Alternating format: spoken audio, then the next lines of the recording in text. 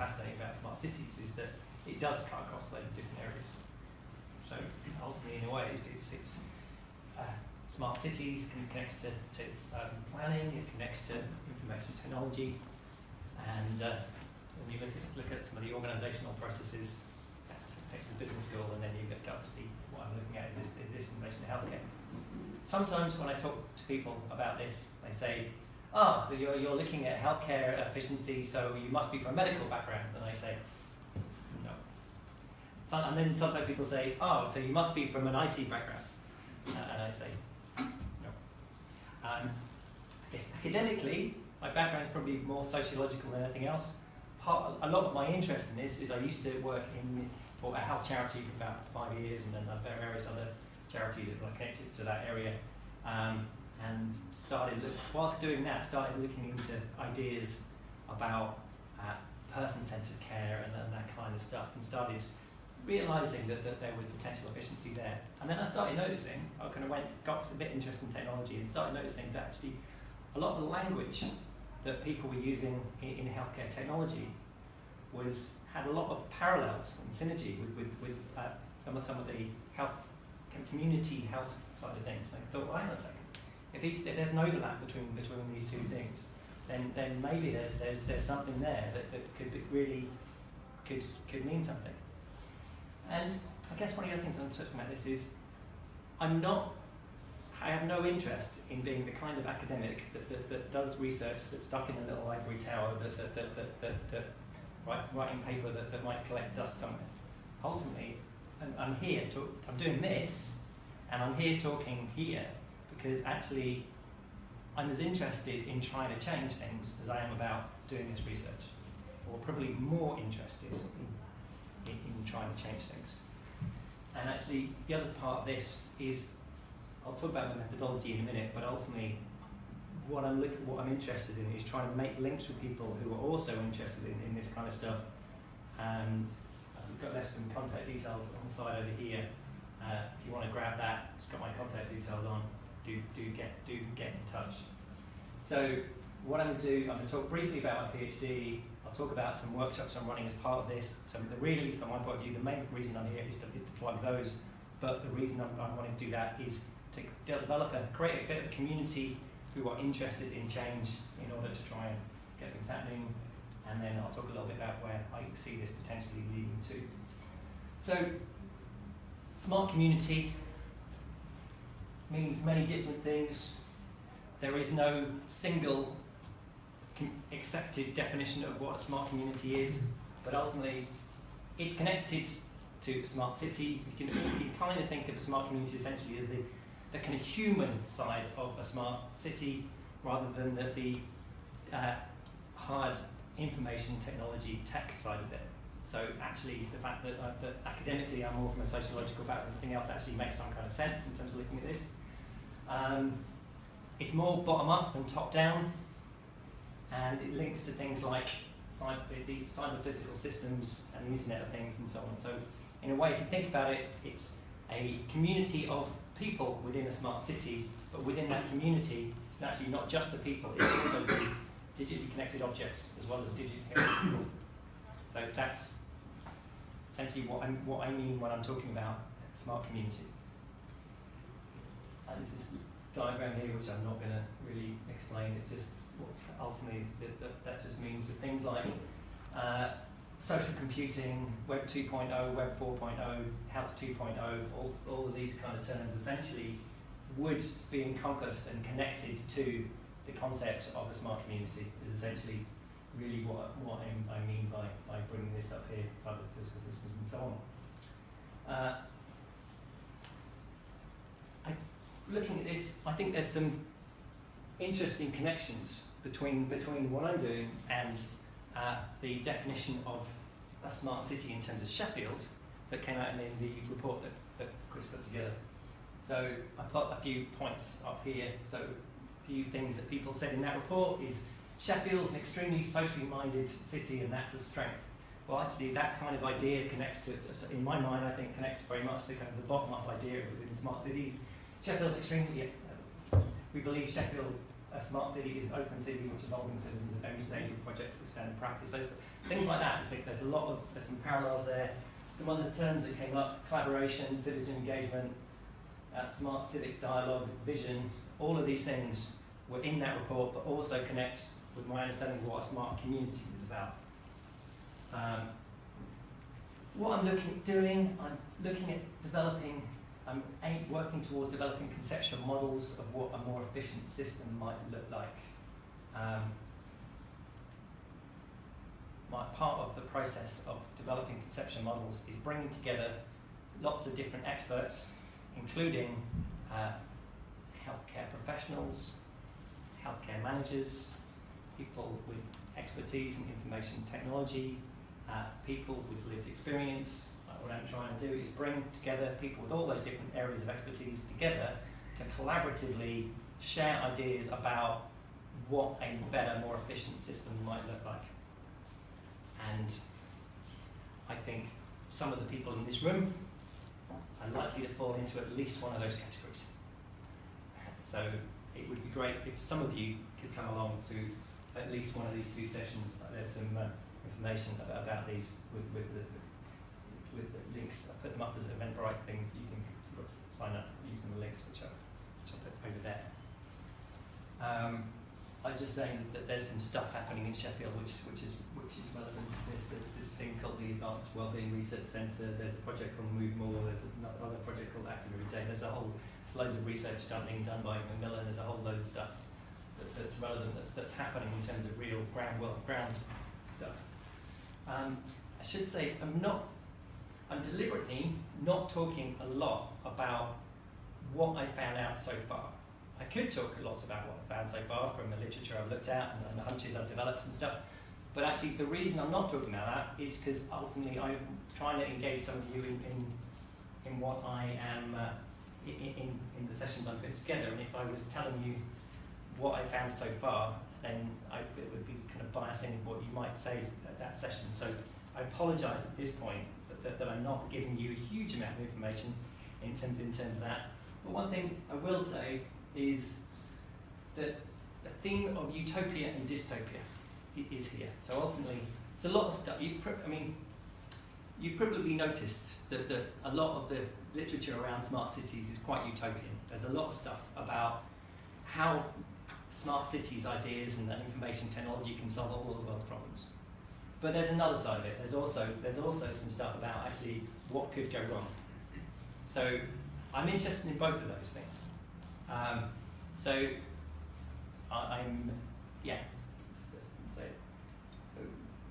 Where I'm at now is kind of looking at moving away from what could be done. So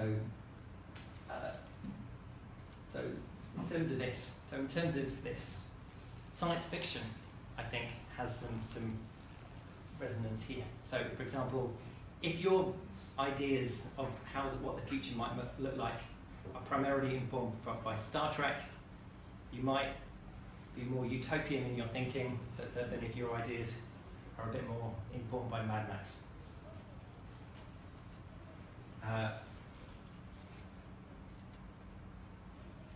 And there's just throwing up a few examples of kind of, there's tons and tons of science fiction which links to some of these theories in terms of utopia and dystopia in relation to health and social control and so on. I really like this picture.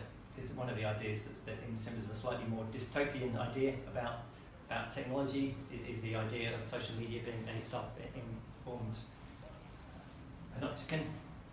And so I found this picture by Banksy, which is a prison within a mobile phone, which I think is really cool.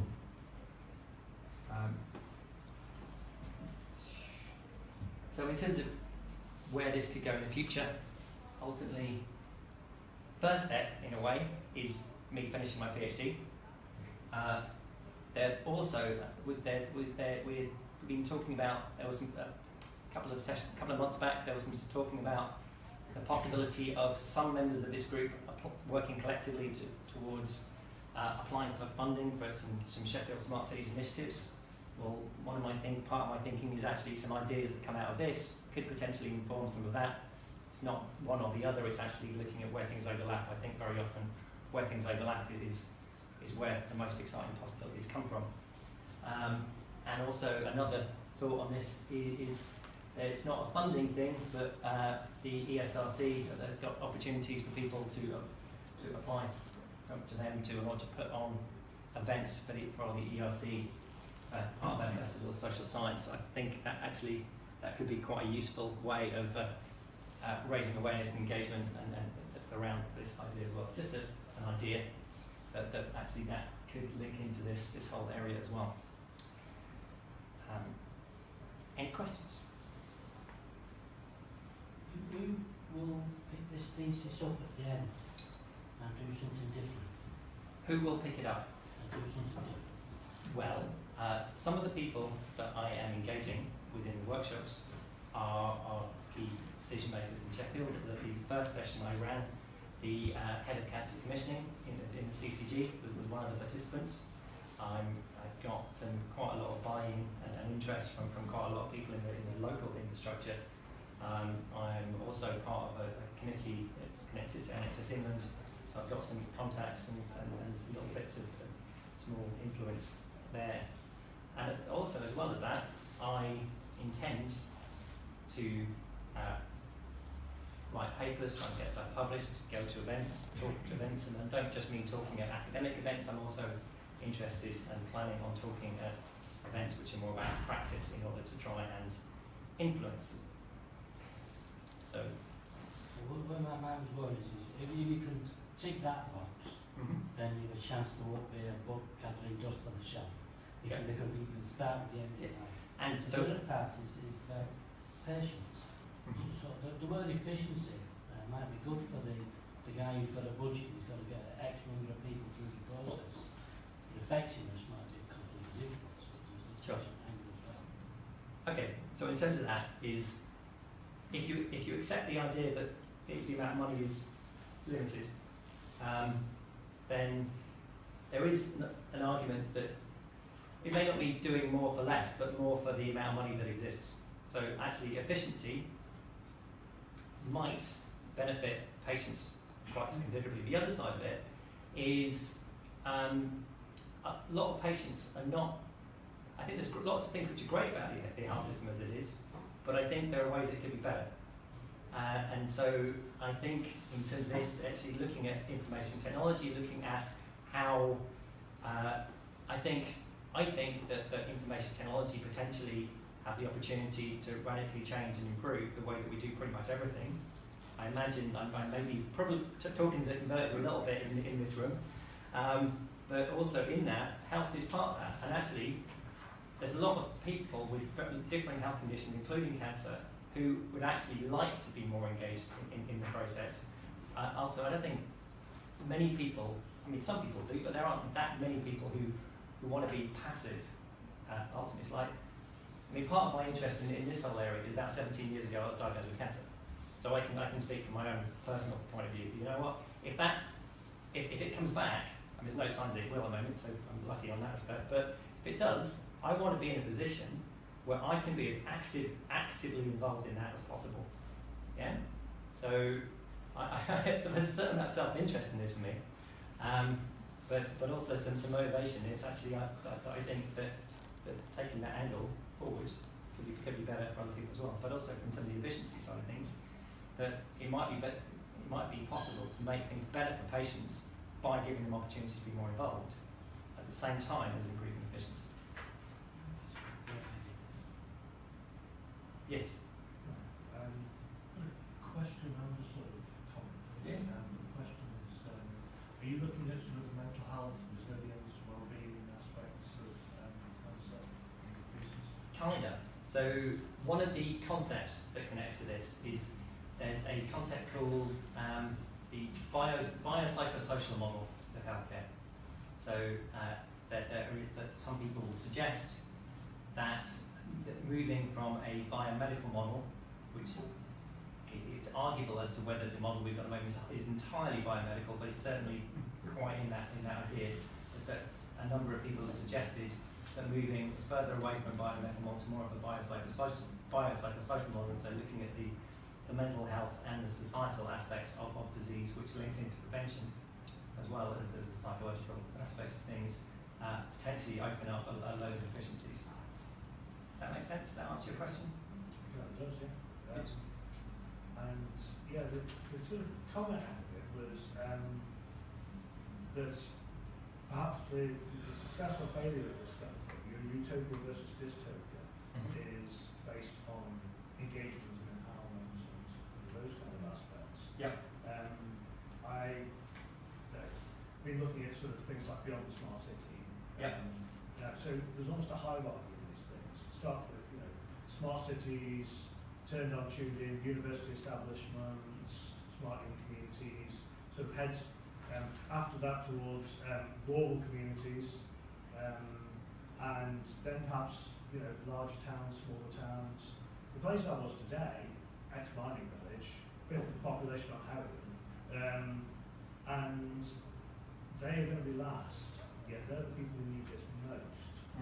So, there's a thing there, how we empower people and how we engage the people in a smart communities thing that actually engages with their own community activists. Yeah. Those kind of things. So I'd like your thoughts on that. Well, I mean, one thought on that is in terms of community, I'm in terms of this, even though I'm looking at Sheffield, I'm looking at community as in not necessarily entirely geographically defined. So in terms of being part of a community of people with cancer, that actually people in Sheffield may be sharing experience with people with cancer not just in other parts of the UK, but to a certain extent in other parts of the world, which could include the small rural mining village, and actually the problems of isolation potentially. I'm going to say potentially because ultimately I'm not claiming to have all the answers yet. I'm in the middle of doing this and that's the end. Potentially could resolve some of that separation. How it can be rolled out at a community scale, at the community of law? Well, it doesn't. I guess one question I'll put back to you is that actually. Does it have to be based around the geographical community that those people are based in? Could they be engaged in other communities that connect them with other people in other parts of the world? Yeah, I get that. That's an open conversation. Yeah. Any other comments or questions? How far are you into your PhD? Good question.